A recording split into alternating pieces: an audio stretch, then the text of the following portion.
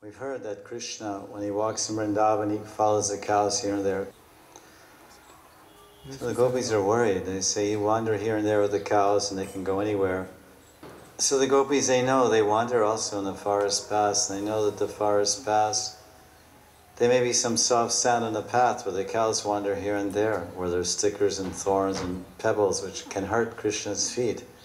They're so much worried about it. But even they have practical experience. Sometimes the gopis, they're walking with Krishna, and they wander here and there, following, not really the path, but following the path of love. And the path of love moves in a crooked path. Love moves like a snake, moves like this. So they're wandering, they may be on the sandy path along the Yamuna Pulina, and then they enter the forest, and they go in the dark forest. In the forest there's no paths, you make your own path. And then sometimes Krishna does step on a thorn. This pastime is there. And when he steps on a thorn, then he leans on the shoulder, puts his hand on the shoulder of one gopi, Lalita Sakhi. Because there's no coward boys there, there's no Balaram there, no. It's only Sakhis and Krishna. So Krishna leans on the shoulder of Lalita, and he picks his foot up in Radharani, bends down and says, oh, where's the thorn? And then takes out the thorn. So they know that Krishna does step on thorns. So we heard that yesterday. So these verses of the gopis, they're really revealing a lot about the nature of prema. What is the nature of prema? And of course we're meant in Manjari Bhav, or Gopi Bhav, this kind of mentality we should have is that, like as this verse is telling us, the devotees have a complete absence of desire for their own happiness. This is prema. They serve Krishna and offer their love to Krishna, and eventually they meet Krishna. The sole purpose of whatever they do is to please Krishna. That's love, spiritual love. Everything they do is to please Krishna. I was thinking, the Gopi Manjari is thinking, I'm a maidservant of the Braja Gopis, who are always engaged in serving the lotus feet of Krishna in varieties of ways. Krishna may embrace me and make me his own, or he may break my heart by not being present before me. He is a debauchee, always seducing the Gopas' wives. Krishna may do whatever he likes. He is my prananath. There is no other than him. This is a translation of the verse. Ashli Shiva Paratam Panashtamam. So we mentioned that Sri Krishna is an independent, supreme person. Acting according to with his desire is my only religion. Interesting definition of religion. Dharma, religion. This one Acharya says, acting in accordance with Krishna's desire is my only religion. So, by ordinary standards, if one were to measure the activities or the mentality or the speaking of the Braja Gopis, one would think irreligious. Because according to ordinary religious systems, Vedic Dharma, Varnashram Dharma, the duties and actions of one in the cultured society of God-centered, society of the Vedic times, the gopis were actually irreligious because they were married to other gopas, and it's highly irreligious for a married wife to run with someone else. But we see here that this is a very interesting definition of religion. Acting in accordance with Krishna's desire is my only religion. So that in fact is, you can say that's that's the gopis. That's a perfect acting in accordance with Krishna's desire is my only religion. And this is really the highest meaning of dharma. Because all the other meanings of dharma, which people understand, dharma meaning religion or religiosity, are related to this material body and this material world.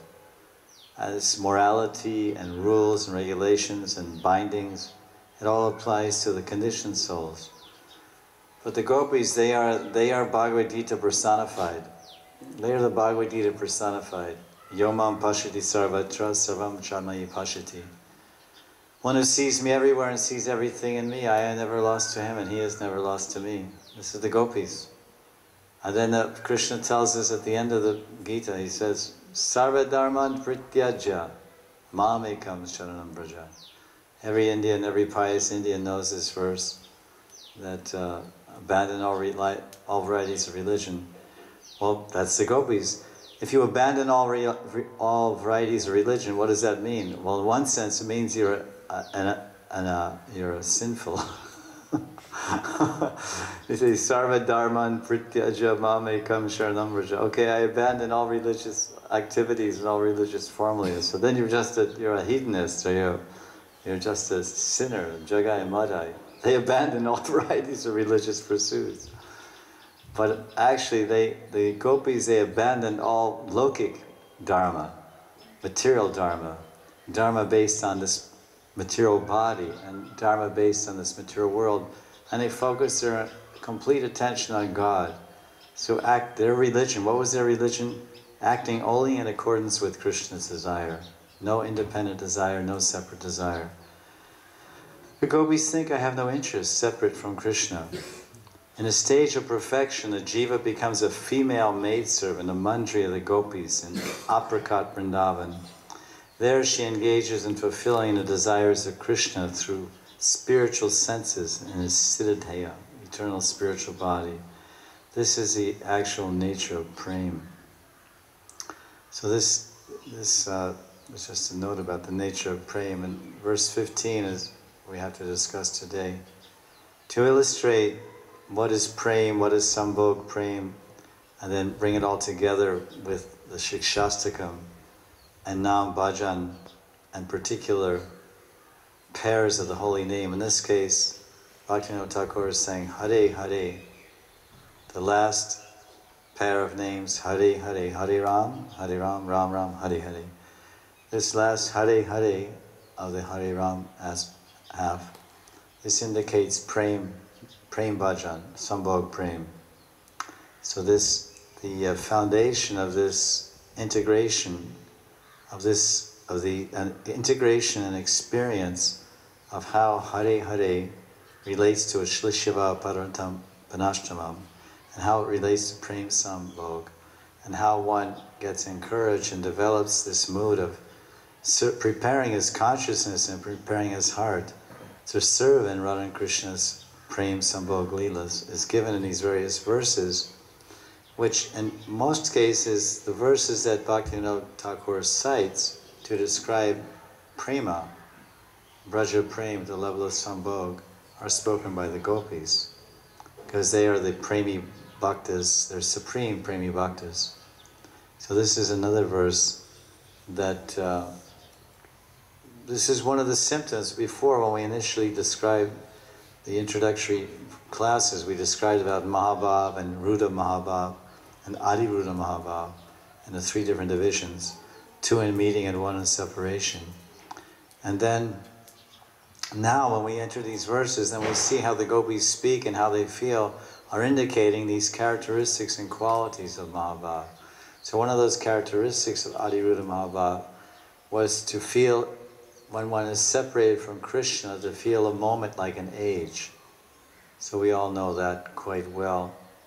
Very early in the game, we become familiar with Yugayatam Nameshena Chakshusha Pravishayatam Shanyayatam Jagatsravam Govinda Virahiname.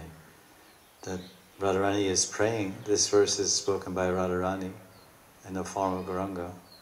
And Radharani is saying, if my eye blinks without seeing you for that moment of a moment, that small portion of a moment, it crushes me and debilitates me and destroys me as if I hadn't seen you for a yuga, for thousands of years.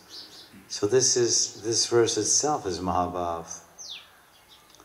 And this is one of the characteristics of Mahabhav, is to feel in separation a moment becomes an age. So this is this adarshanam marmahatam karotava. This is a line from this 8th verse. Without seeing you, marmahatam, my heart becomes broken. I feel broken-hearted. So this again is another verse in Gopi Gita in chapter 31, verse 15. Then when the gopis are separated, you know, they feel that a moment is 100 yugas. When they do not have darshan of that beautiful face adorned with curling locks, and the gopis are unable to see Krishna's face with its black curly strands of hair, even a single moment seems like 100 ages.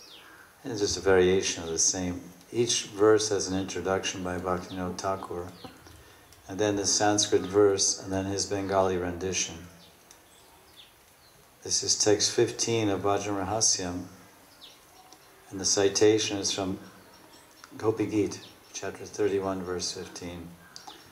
Atati yad bhavannani kananam chutyugayate tam apashyatam kutila kuntalam shrimukam chate jarudikshitam pakshma kridrisham. Here the gopis are not saying nimesha. Yugayatam nimeshena. Nimesha means a blink of an eye. A blink of an eye is about 1/30th of a second. So they say. But they say, and when Mahaprabhu was speaking the verse in Radhabhav and Gambhira, he's saying, Yugayatam nimeshena. But when the gopis are speaking in Gopi Gita, during during Ras Leela, the Gopi Gita, when they're separated briefly from Krishna on the banks of the Yamuna and crying these verses, they cried these verses out. I didn't really cry, don't really know how to cry. But they cry these verses, Atati yad bhavan anikananam. It's like this. This is actually, everyone's heard so many tapes and recordings, professional and devotional, professional, whatever, recordings of these verses, and actually even pure devotional expressions of these verses. But it's told that they're crying because they're separated. They're adarshanam. Confirmed. So when the gopis are speaking, they say, Chutir yugayatam, tvam apashyatam. In the Shikshastakam 8th verse, it says, Adarshanam, Adarshanam, Adarshanam, I'm not seeing you. And here they're saying, Apashyatam. Apashyatam means you're not manifest to me, I'm not perceiving you. And how do they feel now? Because maybe sometimes when Mahaprabhu was on Gambhira, at that time, at that particular moment of expression, when Krishna's experienced Radharani's Mahabhav as Mahaprabhu, Rasaraj Mahabhav, Sri Krishna Chaitanya Mahaprabhu, at that particular outpouring of his heart, maybe he felt, or obviously he did feel, or she felt, that one blink of an eye away from Krishna was a yuga. But now, everything, the circumstances, sometimes you may feel a separation from someone, oh, it feels like years since I've seen you. Well, it seems like months, it seems like days. Well, so now they're saying a trutir yugayatam. In the Gopi Gita, they're saying a truti is like a yuga. An nimesha means 1/30th of a second. A truti is 1/1700th of a second. That's what it says in the purport. 1/1,700. 1/1700th of a second. Now you really have to have a hi-fi time instrument to divide a second into 1,700 parts. You take 1 second and divide it into 1,700 parts. And one of those 1,700 parts, that much separation from Krishna feels like a yuga. Oh Shamsundar, when you go to the forest to herd the cows during the day, the Brijvasis are unable to see you, and thus they feel one moment to be like a yuga. And in the evening, when you return, we see your beautiful face, Kutile Kuntalam Srimukam. We see your beautiful face, lotus face, covered with curling locks. The blinking of our eyelids becomes painful because it obstructs our darshan. Is the Creator who made these eyelids ignorant, or is he foolish, or possibly both? He's an ignorant fool. Jadar dikshitam pakshma kridmukam jisham. Kutila Kuntalam. Kutila, I know you've heard of Kutila. Radharani's sister-in-law, the brother of Abhimanyu is Kutila. And she's very crooked. I think she has kinky hair or something also, you know. She's not. So when the Braj Gopis or any of you, when they can't see Krishna with his beautiful hair, they feel like it's 100 ages. So in other words, okay, we read these verses, Bhaktivinoda is giving us these verses, and these are supposed to be verses that accompany our bhajan, and this is a handbook of bhajan, progressive steps of bhajan. Well, how does it work? How does it fit in? How does it apply to me? Or how do I use it? How do I wear it? How do I turn it on? How do I engage it? Right? So this is a verse for hearing, and of course we hear it, and there's also purports we can hear. And hearing is the beginning of understanding, Shravana Dasha. If we never hear about a subject, how can we understand it? And if we don't hear and understand a subject, how can we have any interest to approach it or develop an interest in it? So therefore, it's for us, the Ajata Rati Sadhaka, for the sadhaka that doesn't have bhav, the Bhava Bhakta has a whole other experience because he's in his Siddhadeha and he's tasting the reflection of these feelings when he enters the Leela and Leela Pravesh. Of course, it's only a reflection because he's still in this material body, which at best can come to the threshold of prema. And we're talking about sneyaman pranaya, sneyaman pranaya rag, anurag, mahavav. So this is all about mahavav. So these verses are expressions of the gopis' mahavav, and a sadhaka, even at the level of prema, he's not in mahavav. So his experience of the gopis' leelas, even if he's entering them in a siddhadeha, is only some reflection. It's some, and that reflection brings taste, and that reflection brings pleasure. Whereas the Ajatarati sadhak, he can't even receive the reflection because he doesn't have the reflective instrument. His heart is not sufficiently polished by purity and attachment to receive. We're not on the level of prema, nor bhav. This other edition describes this translation. It's the same, basically. But I think it's so nice because every word is important. In Vishwanath Chakravarti's commentary, there's commentaries on Yogayuta Nimeshana. So Nimesha means the blink of an eye, which is equivalent of 1/30th of a second. And their gopis know what they're speaking about. So they say Truti. Every language they have the word minute, they have the word second, and hour, and millisecond or minisecond. So the same with the language of the gopis. They speak accurately. So now they're saying Trutir. That Radharani who spoke the word Namesha, now that same Radharani is saying Trutir. Trutir means 1/1700th of a second. How wicked destiny has become. Whenever you go into the Vrindavan forest, even a Truti, here it says, to be exact, it's 1,687th of a second. This becomes as long as 432,000 years, says a yuga. So take a yuga, because no yuga is specified. So this commentary, or saying, because what is 432,000 years? What is that number? That's one yuga. What's the name of that yuga? Kali Yuga. And what about 864,000 years? What's that? Dwapar. That's Dwapar Yuga. And what about 1,300,000 years? Treta Yuga. And what about 4 times? What about 1,700,000 years? Satya Yuga. So that's a long time. If I don't see you for 1/1700th of a second, it seems like 432,000 years. It's a long time.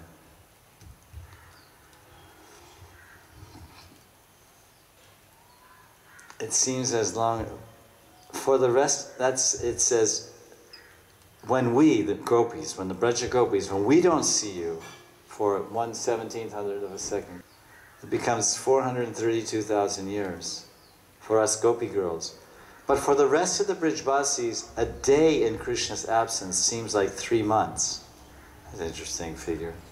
A day in Krishna's absence seems like 3 months for us. But for us, just a few hours of not seeing Krishna seems like hundreds of millions of years. Is there anything besides extreme bad fortune that can be the cause of this? The gopis were speaking like this. It's almost like a soliloquy. They're just standing there looking in the sky. Woe is me. So this is an interesting idea, that the intensity of the separation is felt according to the level of the love and the prema. The greater the prema, then the greater the suffering, the greater the experience of separation. The gopis are saying, for us, we're Brijvasis, but we're the gopikas, we're his dayatas, we're his beloveds.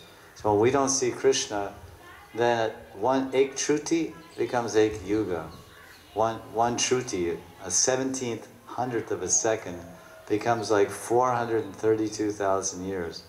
But the other Brijvasis, maybe Nanda Baba, or the Sakas, or the Raktak, Patrak, Sudam, Shridam, Subal, it says here, okay, if they are away from Krishna for 1 day, it seems like 3 months. That's not bad. 3 months. But now you compare the gopis, 1 moment is millions of years, and that's a big difference. Because that shows you what is the difference of the love between the gopis and the gopas. There's oceans and oceans of difference. The extent and the depth of the love of the gopis is so great. Now Vishwanath Chakravarti Thakur, he has a commentary, and he's speaking from the viewpoint of the gopis. But what is worse than this, that at the end of the day, that's because the verse starts off, the gopis are simply saying, Atitiyad bhavan nanikananam chuturyughayate tam apashyatam. So in this half of the verse from Gopi Gita, in verse 15, the gopis are making just a statement of a fact. This is the fact, that when we are separated from you, when we are separated from you for 1 truti, it seems like a yuga. This is the idea. And then, but then the second half of the verse they say, because they're just stating to each other, oh, isn't it like this? When we're separated from Krishna for a truti. Ek truti means ek yuga. Truti, such a small time. Because Mahaprabhu is saying yugayita nimeshena. Nimesha is like blink of an eye, but truti is so tiny. Now the second half of the verse, Kutila kuntalam shri mukam chate jaru dikshitam pakshma kridrisham. Now they're saying, but when we do get a chance, when we actually get the chance to see you, what is that? When you come back, because even though there's a few words here, Kutila kuntalam shri mukam chate, this verse actually indicates Aparan Leela. And Aparan Leela is when Krishna is returning with the cows.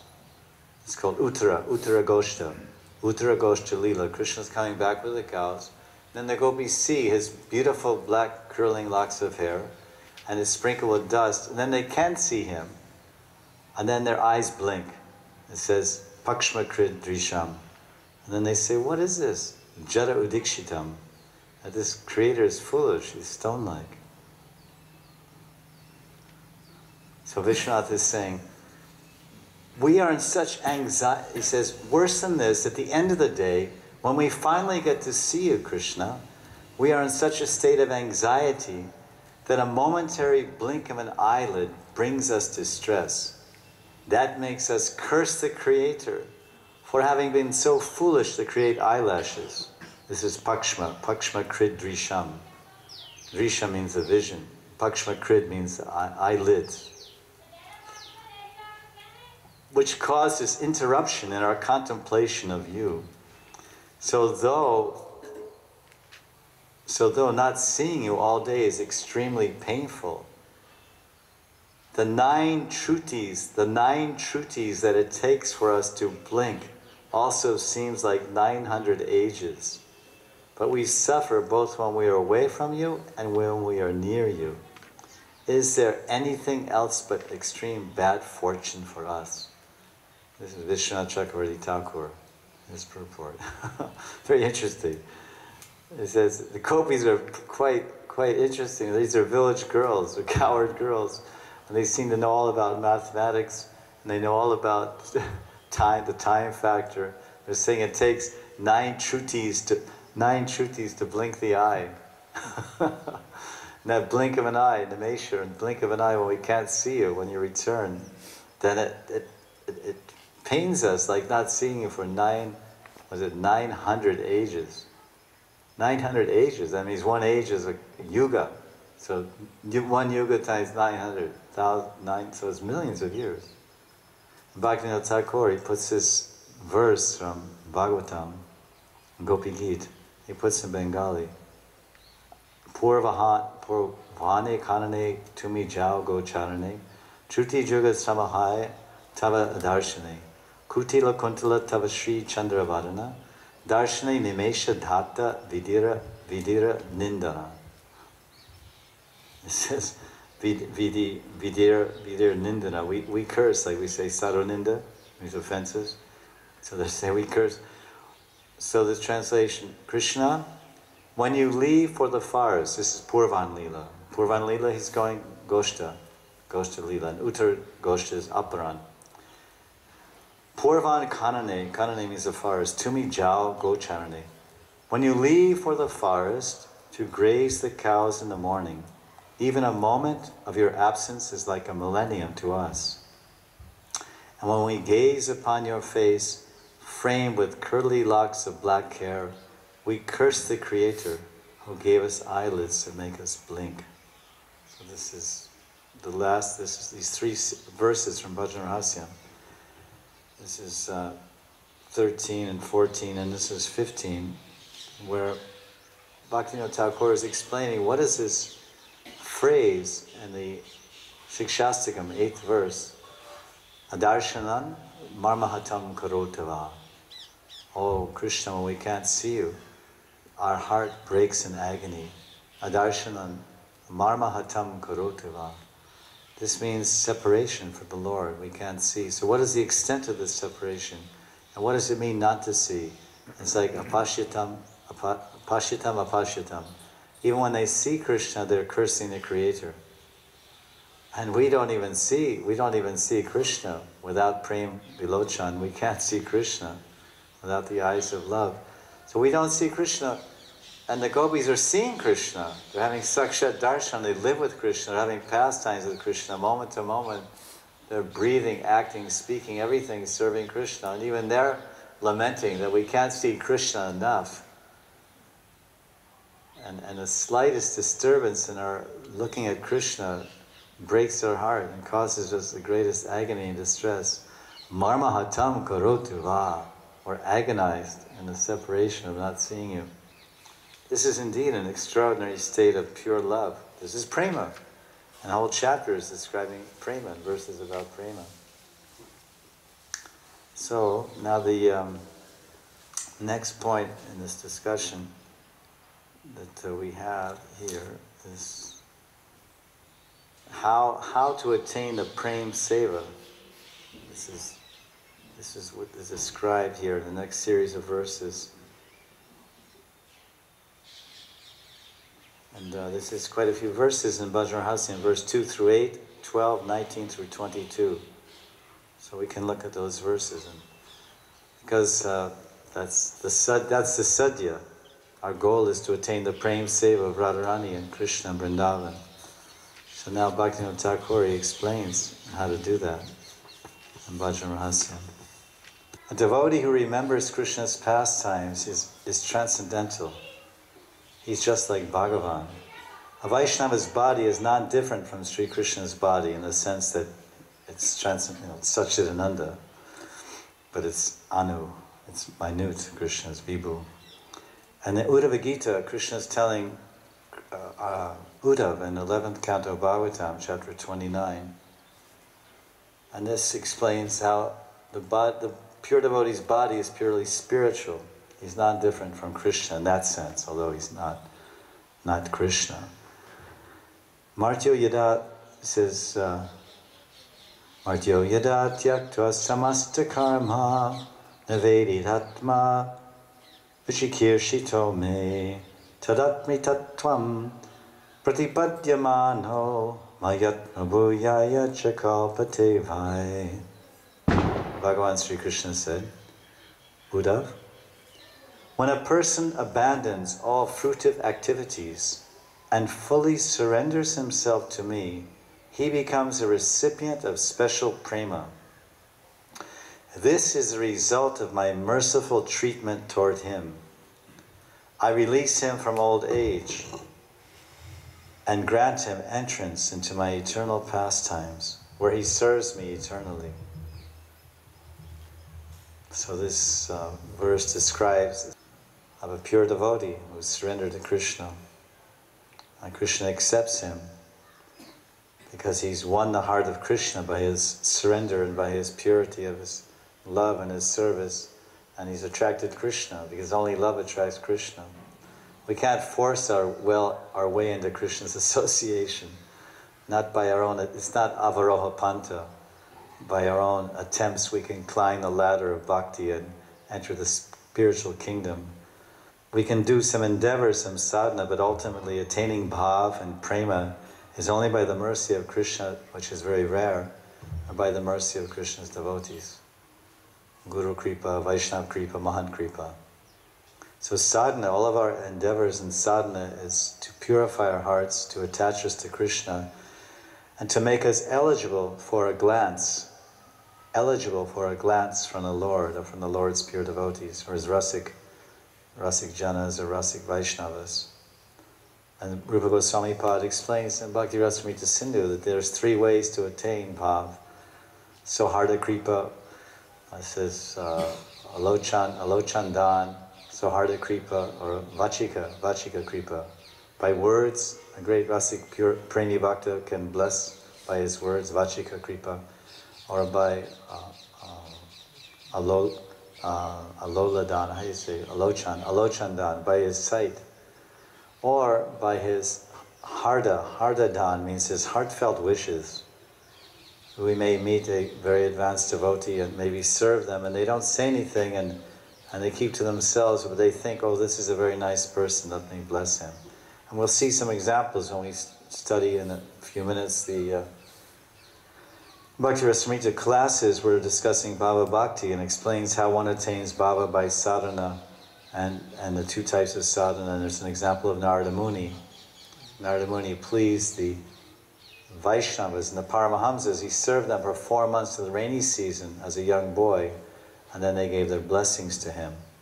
Because of the blessings of the great devotees and because of his qualities attracted their hearts, and they blessed him, and then he attained bhav by their blessings. So let's see what is the commentary on this verse by Krishna to Uddhav. So this is an expanded translation of the same thing we read. Krishna is telling Uddhav, and he's telling all of us, because Uddhava Gita is for all of us, not for Uddhava. Just like Bhagavad Gita is not for Arjuna, he's playing the role, he's playing the part for the benefit of the conditioned souls. Arjuna is the Nitya Parishad of the Lord. He's not conditioned by foolishness or ignorance, but he's playing that role like a drama, so that Krishna can give this shiksha of Bhagavad Gita. So Uddhava is playing a role in the divine Leela, the teaching Leela of Bhagavan. Bhagavan and his great devotees, they come to this world to teach. That's one aspect of their appearance here. So here he's saying, Krishna is saying, Uddhava, a person who surrenders to me, and then by the grace of a devotee, can give up all his fruitive activities, leading to material happiness in this life or some future life, is special to me. I consider him superior to both the jnani and the yogi, and thus I give him a spiritual body. And then, so Krishna, just like Narada Muni died and he got a spiritual body. He became a Mahabhagavad, and he was traveling and doing his bhajan and chanting his mantra, Om Namo Bhagavate Vasudevaya. And then finally, he was totally detached, left his mother, burned her body, everything, at a young age, wandering everywhere, Parivrajak, absorbed in the Lord. Finally, he gave up his body. And then he was rewarded at that in a flash, like a lightning flash. He was given his Siddhadeha. He was awarded, given. So I cause, not only does Krishna award or give the spiritual body, he says, he's telling Uddhava, I cause all the divine virtues to enter him, making him worthy of my association in the spiritual world. In other words, first we have to have the qualification of prema, Nishtha Ruchi Asakti Prema. And then to actually serve Krishna in Siddhadeha, in the Prakrita Vrindavan, and Goloka Vrindavan, then we need further training. We need to be trained by the Parishads, say in Madhurya Bhav and Gopi Bhav. We have to be trained by Vishaka in singing, and trained by the Lita and different Sakhis in different aspects, and the Kala, and the 64 arts. And then we actually even learn, as Uddhava came to Vrindavan to learn about Braja Prem from Mathura, we also have to learn about how to be a Sakhi Manjari. Even when we enter Bhoma Vrindavan. In Bhoma Vrindavan, we have Siddhadeha, we've attained Prem as a sadhaka in our sadhaka roop in this material world. Now we have Siddhadeha, but now we have to get trained. And then we become worthy of association. Bhaktivinoda Thakur, he explains this in his writing called Gita Mala. Gita Mala, of course, it's all songs, Bengali songs, or bhajans, but it's explaining step by step of the krama, how one attains his Siddhadeha in the spiritual world and as a manjari, Kamala manjari, and how he actually enters the divine pastimes of the Lord. It's not that, bang, you appear in Goloka Vrindavan after giving up this body and go to Bhoma Vrindavan, take birth from the womb of a gopi in Vrindavan, then you grow up there. It's not that you immediately rush out to meet Krishna, because there's Purva Rag. We have to develop Purva Rag, an intense Utkantita Bhav, and we have to hear so much about Krishna, and then finally we actually meet the associates of Krishna. We meet Rupa Manjari, or we meet Rati Manjari, or maybe our Guru Sakhi comes, and he describes this. And we're just waiting, we're growing, we're born at 1 year, we grow there, in Bhoma Vrindavan there's growing, 1, 2, 3. Then you come to your Nitya age, 12 years, 6 months, 8 days, whatever, 13 years, Manjari, Pran Sakhi. And then finally, now you're eligible. It's like qualification to go to college. You don't go to college when you're 5 years old. You have to be like 18, 20. And then all of a sudden, for the first time, we'll hear Krishna's flute. It's very nice how he describes it. And this is the general pattern. It's not just a unique expression of his individual experience. This is how it happens. And we're ready to graduate. We're ready for the big time. So we hear, oh, I hear the sound of Krishna's flute, and I run out.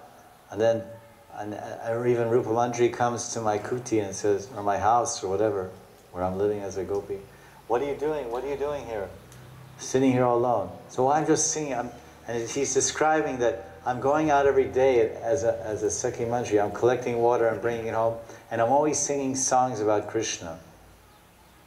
Some Jayarada Madhava, so many bhajans, being in Braj Bhasha and Bhoma Vrindavan. And while I'm singing these songs, these are all Leela Kirtan. I'm meditating on Krishna's Leela, I'm meditating on Radharani, I'm meditating on doing different services, and I'm hankering for it. But I haven't had the opportunity yet. And I've been living in Vrindavan, Bhoma Vrindavan. Krishna's there, Radha's there, all the gopis there, and I haven't met them yet. I haven't seen them, and I haven't started serving them directly yet. So when the Purva Rag, that intensity of attachment and attraction, when it rises to the proper pitch, then Krishna understanding that, Krishna understands the hearts of all his devotees, then he sends his parishads. Yes, now she's ready. Like a good servant, he observes the mango tree, his master's mango tree in the garden And he's seeing, oh, that mango's green, this one's yellow, oh, this one's in the sunshine.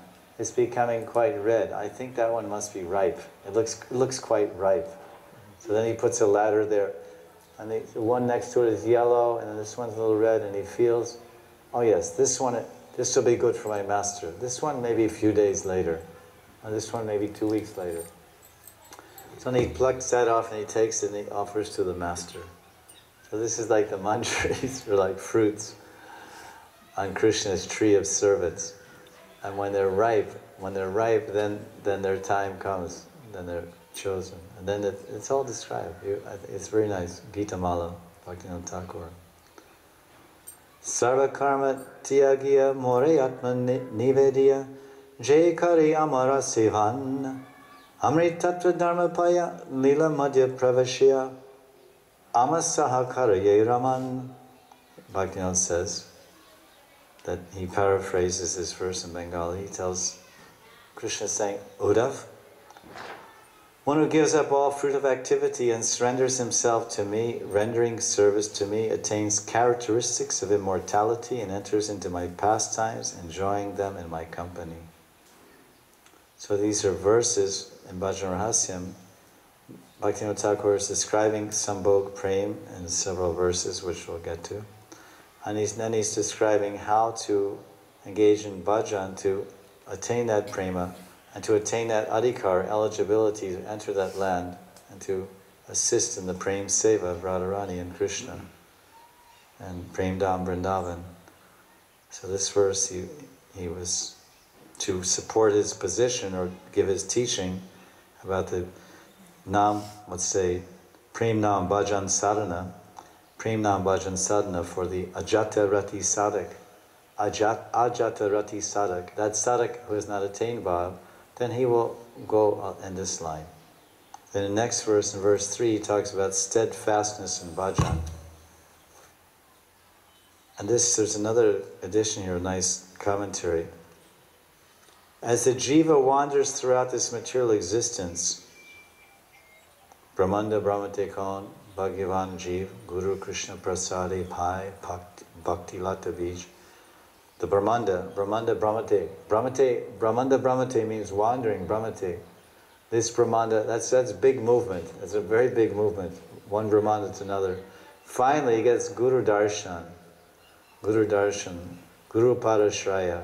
He surrenders to Guru, takes shelter of Guru, Guru Parashraya. Then Diksha Adi Shikshanam. And then he serves the Guru, Vishwambena Gurur Seva, then Sadhu Vartmana Vartate, he follows the path of the sadhus. Finally, after wandering throughout so many Brahmandas, he attains the association of Krishna's eternal associates. That's not easy. Nityaparishad Sangha, the association. According to the extent of his sukriti, due to his association with pure devotees, finally, the devotee, he gives up his desire to engage in daily and occasional prescribed duties, sense enjoyment and liberation. In other words, Nadanam najanam nasundarim kavitam ba jagadishakame mamma janmani janmanishwari bhavatad bhaktriya hoite kvitayi. He has no interest in anything of this world. Anything, any happiness of this world, any happiness, swarga sukh, or indriya sukh, happiness of this body, happiness from the higher planets, or even rebirth, even liberation. Koi nahi, koi interest nahi, even mukti. Janmani, birth after birth. All I care is a hoituki bhakti. Unmotivated, causeless devotional service. That's all. Seva. Here in this world, seva. In Swarga, seva. In any form of life. Bhaktivinoda Thakur says, Kita Janma Hao. Kita Janma Hao. He said, I don't care if I take birth as an insect. Kita Janma Hao. I don't care if I take birth as a kia, insect. As long as it's in the house of a devotee. Bhaktagar. If it's in the house of a devotee, then I have some fortune, because I'll hear the Hari Kirtan, and I'll smell the incense offered to Krishna, and I'll take the Mahaprasad, and sometimes some drops of Charnamrita will fall on the floor, and I'll eat those drops, and I'll get the mercy this way. This is the consciousness of a devotee. He's thinking, if I have any connection with Krishna, even the remotest seva connection with Krishna, even in a non-human species, even an insect, that's fine. I prefer that to liberation. There's one verse by Ramanujacharya. He says that, he talks about how staunch and determined a devotee is in his association, how selective he is. He says, if you have the choice between being eaten by some tigers, you're in the jungle, you have the choice between being eaten by some tigers or going to associate with some Shiva bhaktas. Better you're eaten by the tigers. Because if you associate with Shaivites, they may, or you associate with Mayavadis, Mayavadi Shunyabhashya, Sarva Bhakti Nash, they may disturb or destroy your Sukriti, your Bhakti Sukriti, or your Shraddha. And that damage will last for lifetimes. But if you go into the forest, if you avoid that temple of Shaivites or avoid that temple of Shankarites, even though there might be shelter there, there's all tigers. Oh, I can run into this temple, all these Mayavadis. No, better you run out and get eaten by the tiger. Because the tiger will eat you, but it won't destroy any of your bhakti sanskaras. It won't destroy any of your sukriti. And you'll take in your next birth in a good family. Suchinam Shrimatam Gehe Yoga Brashti Vijayate. In a Vaishnava family, you'll continue your path of pure bhakti. But Mayavadi Mayavadi Bhashya Shunile, Sarva Bhakti Nash. If you go into some Shankar, big ashram, some Shankaracharya, and tigers, tigers are chasing, and you run inside, And they say, oh, sit down, let me tell you about Brahman, Tat Tvamasi, Sarva Kalvadam Brahma. So, oh, acha, Tat Tvamasi, I am that, Namo Narayan, yes, Namo Narayan, I am Narayan. And then you're all in Bhakti Nash. So better you get chopped up by a tiger. This is Ramanuja's idea. Very interesting. I don't know if I could do that, but I would just go in the ashram and keep my ears closed. I just, Hare Krishna, Hare Krishna, Krishna Krishna. I would just chant the mantra. They say, oh, this guy is strange. I would just go in there, get shelter from the tigers. Hare Krishna, Hare Krishna, Krishna. And they come over and try to preach. I say, Hare Krishna, Hare Krishna, Krishna. Hey, Suno, Vedanta, I want to tell you Vedanta Sutra. Not sure. Janmad yasya yataha. Hare Krishna, Hare Krishna, Krishna Krishna, Hare Hare, Hare Ram, Hare Ram. I have Bhagavatam. I don't need to hear your Mayavadi commentary. Janmad yasya yataha. This is Vedanta Sutra 111. I heard from Shukadeva Goswami, the Bhakti Siddhanta, Bhakti Tattva. There's the whole 18,000 verses about Vedanta Sutra. Srimad Bhagavatam, 18,000 verses about one verse. The first verse of Vedanta Sutra, Janmad yasya yataha. Right? And from that you get Krishna Lila, Dwarka Lila, Vrindavan Lila, Ras Lila, Brahmar Geet, Venu Geet, Pranaya Geet. All that comes from one verse. All of that whole discussion, elaboration, through Tattva Siddhanta and Lila Vichar, it all comes from one verse of Vedanta Sutra. Shukadeva Goswami Pada Ki Jai.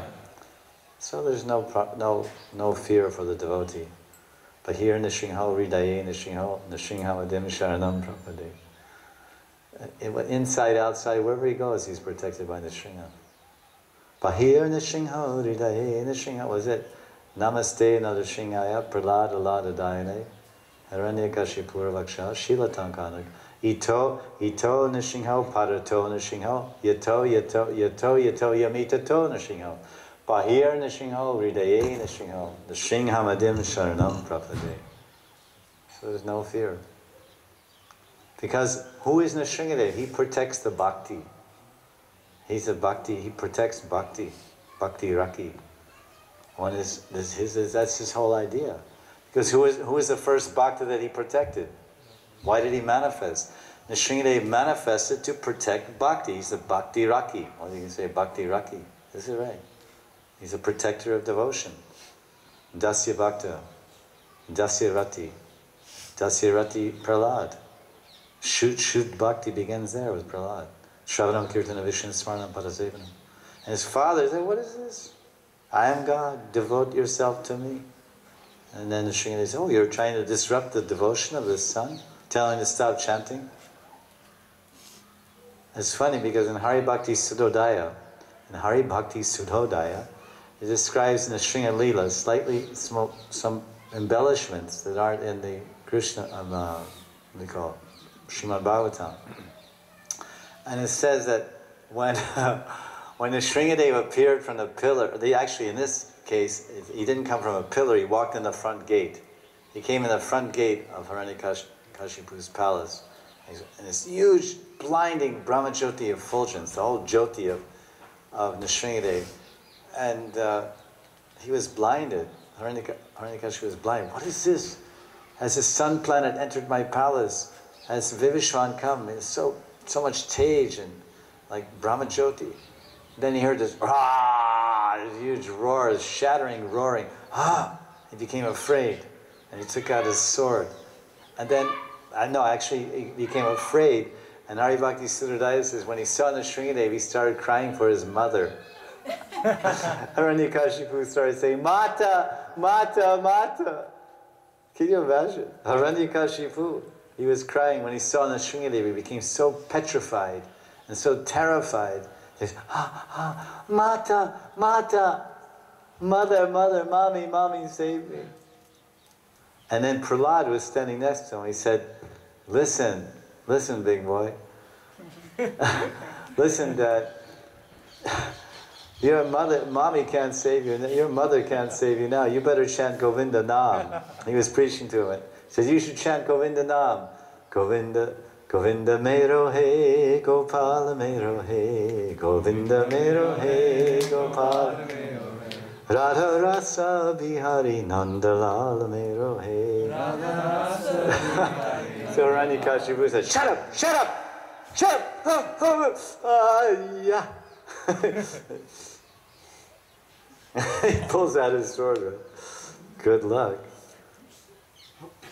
Not so easy. So the darkness of ignorance is removed by the light of bhakti, just as darkness is removed by the light of the sun. The devotees then serves Bhagavan with a full sense of possessiveness. Of course, this is the level of bhava, a mamata bhav. One feels that Krishna is mine. Tudiya bhav and madhya bhav. Mamata. That really feels that I have nothing else in this world. All I have is Bhagavan. And Bhagavan bestows upon that devotee a spiritual body appropriate for rendering eternal service to him. This means that Krishna gives a body qualities, activities, service, and so on according to the particular mood of the sadhaka. Very nice. What is the mood? Mood means bhav, the sentiment. Sakha bhav, gopi bhav, vatsalya bhav. First bhav, then body. Narada Muni developed the bhav. He developed the bhav of mamata bhav. He was so much felt, the Lord is my protector. Anukulyena, what is that verse? Anukulyena Krishna, what is that? Anukulyena Sankalpa, particularly Yasya Varjanam, Rakshashyatiti Vishwaso. And so his whole mood was that I belong to Narayan, and Narayan is my everything. And everywhere he's Om Namo Bhagavate Vasudevaya, Om Namo Bhagavate Vasudevaya, Om Namo Bhagavate Vasudevaya, Om Namo Bhagavate Vasudevaya. Where is Vasudeva? Where is Narayan? Everywhere. So this attracted Narayan's attention. And he wasn't sitting down meditating that this is my Siddha Sarup. He was just calling out to the Lord and wandering, depending, utter dependence on the Lord. Absolute sharanagati.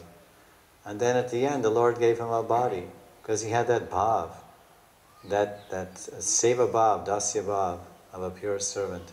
So when you get a body, even when you get a physical body has all these things, qualities, activities, service, and so on. So when he got his spiritual body, when he left this material body, he got his spiritual body, so automatically everything comes with it. Bhav and then body. How the Lord arranges, the basic idea that Krishna will arrange. We have the faith, we're serving Krishna, we're developing the bhav of a pure servant. And Krishna will arrange for us to receive our siddhadeya, for our eternal spiritual body. Directly, he will give himself, or he can give through his representatives. Then he says, as a result of associating with Swajatiya Snigdashaya Bhaktas, these are the type, this is mentioned in Bhakti Rasamrita Sindhu, these two words. Sajat, it says Swajati and Snigdashaya. This means a guru, a bhajan shiksha guru, or diksha guru, or shiksha guru, who has these two qualities, sajati or swajati, and snigda, like sneha. So sajati means he's the same jati, he's the same parivar, he's the same line of thought that I am. Like we are Gaudiya, Madhurya Bhaktas, Gaudiya Vaishnav, or let's say Vaishnav Praya. We're trying to be Gaudiya Vaishnavas. And we're worshippers of the Yugal Avatar, Gauranga Mahaprabhu, Radha Krishna, Sri Krishna Chaitanya, Radha Krishna, Nahayanya. So our line of thought is Brajabhav, Braja Bhakti, but especially Gopika Bhakti, Subhakti Shriyam. Chaitanya Mahaprabhu has come to teach Raganuga Bhakti, and especially Radha Dasyam, the service of Radharani.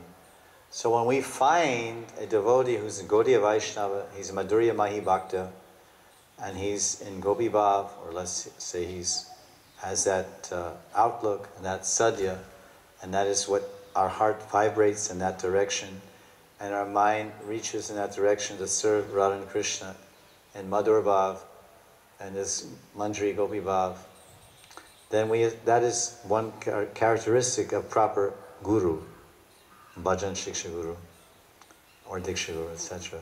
And the second characteristic or symptom is snigda, snigdashaya. It says snigdashaya, that he has snigda, he has affection, he has room in his heart for us, he has affection for us. Because he may be very busy, he may be a bhajananandi, he may be Gaudiya Vaishnava, Madhurya Mahi Bhakta in Gopi Bhav, but he's nirjan, he's a nirjan bhajan. He's a akela, he's by himself. And he doesn't want to be disturbed, he's only doing smaran. All Chobi's Ganta is smaran. And so we see, he has this characteristic, same, he's everything that I'm interested in. But he's too busy for me. He has no heart for me, no time for me. So it'll be very difficult to attract his feelings, because it's personal. So that he says, as a result of associating with Swajatiya and Snigdashaya Bhaktas, affectionate devotees who are of the same mood as himself and more advanced, then the sadhaka who is endowed with Madhurya Rati attains a desire in his heart to render service in the amorous mellow. By practicing bhakti and by the mercy of the devotees, one attains a state of perfection, siddha avasta. Such a devotee performs his sadhana internally under the guidance of Lalita and other Sakhis, and by their mercy he receives bodily features equal to those of the Nitya Siddha Manjaris, and he also obtains the pleasure of directly rendering Kunja Seva in Sri Vrindavan Dham, Sri Brajadham. After this attainment of Sarup Siddhi, the jiva achieves Vastu Siddhi and for eternity serves Sri Radha in the eternal land of Vrindavan. Such service of Radha in Nitya Vrindavan, Brajagokul, is only attained by sadhakas in Madhurya Rati, and not by others, obviously. You have to be in Madhurya Rati. So we'll continue with more of these descriptions, how to develop this Prem Nam Bhajan by these citations that are given by Bhaktivinoda Thakur in this treatise. So that was text 2. Tomorrow we'll have text 3.